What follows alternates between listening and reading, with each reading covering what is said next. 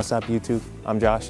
I'm just doing a review of the San Hima tent. I want to give an overview of this tent. I've had it for a little while now, and so I want to talk about, this is my second camping trip with it, the pros and cons of the tent. I feel like I've had enough time in it to really give a nice overview of it. So let's look at it and I'll tell you what I like and dislike.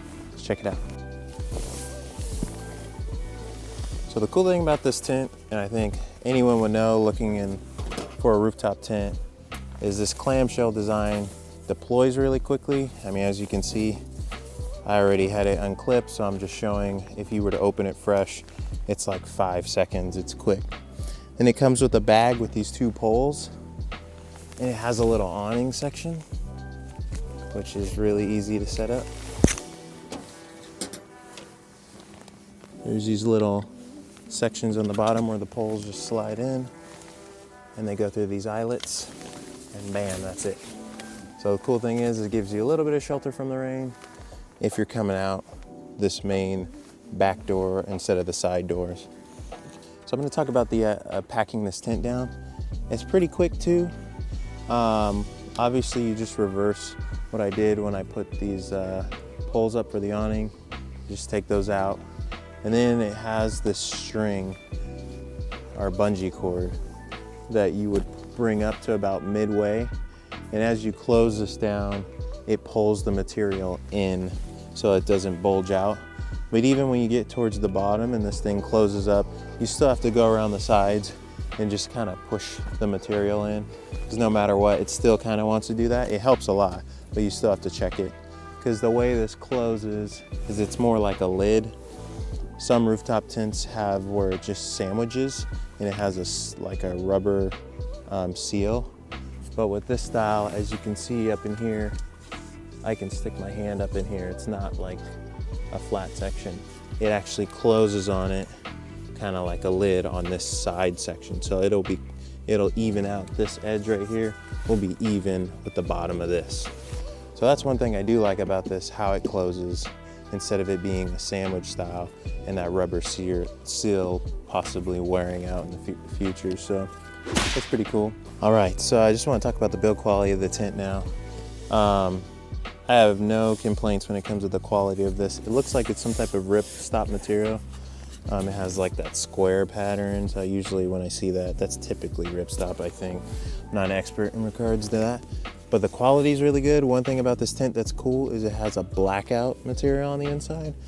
So even when you wake up, like, I don't know, with most tents, at least that I've had sleeping on the ground, there's always light that comes through. But with this, it's pitch black, which is cool. So you could sleep in. Inside, just take this here, you'll see that they have a nice organization, 6 little panel organization. And in here, they've got 2 little cubbies, one on the right, one on the left, for extra storage right there. This little bit of like quilted or material here kind of helps with insulation, probably condensation more than anything on the aluminum top. And then as you can see, you've got the vented, the main door in the back with the awning. And the cool thing is in here, they have a vent up here. So when you're inside to help with moisture, it's pretty nice to keep it vented and keep the moisture low. Another thing I like that they give you is a light in here. I don't have it on because my battery pack is dead right now, but that's a nice little added touch.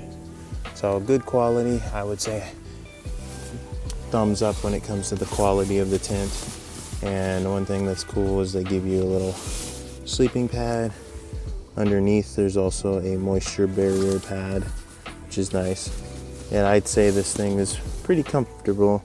You can add it. I know sleeping just comes down to your preference and what you like. So another pro about this tent that a lot of people wonder about is if it has a shoe bag. It does come with one, which is pretty cool. It's pretty spacious. This back, there's a main compartment. On the bottom, you can see there's a mesh. So if your shoes are wet, it will drip out, which is nice. You could put boots in here, pretty big boots. At least 2 pairs of shoes. You also have this section here. You can put like sandals and then a mesh section. So you've got multiple options, and it is waterproof, I believe. It clips too, which is nice, so this thing doesn't flop open and water gets inside. But that's a really nice feature.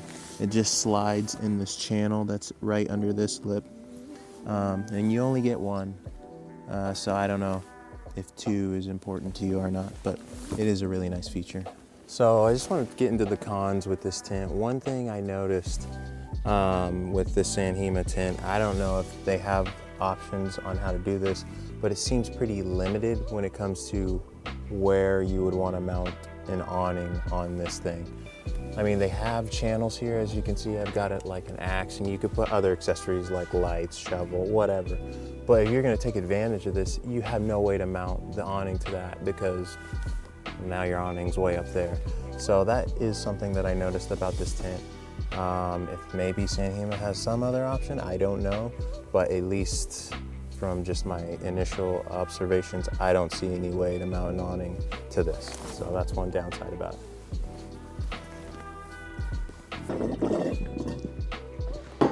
Hey guys, so I'm back at my house. I thought I'd add one more thing to this video review that I didn't mention when I was out camping and doing the review.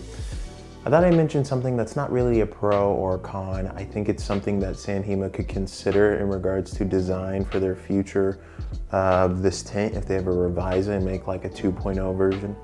One thing that I noticed when we were camping was that there was some condensation buildup. Now their vent that they have built in near this awning section is great. It does work to a certain extent. Now, the first night we only used that vent, and we had condensation issues building up on the inside, on the sides, when we were sleeping with my wife and I. But on the second night, we decided to zip the waterproof door, not the mesh, but the second door, about 1/4 of a way down, and we were able to get a cross breeze, which eliminated condensation issues that second night.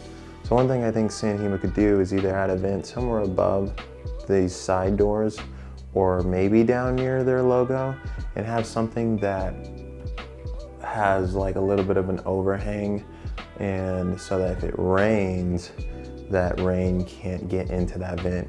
Because if you do vent this door and it was the rain like we did, you kind of have to zip it up, and you're just gonna have really bad condensation issues.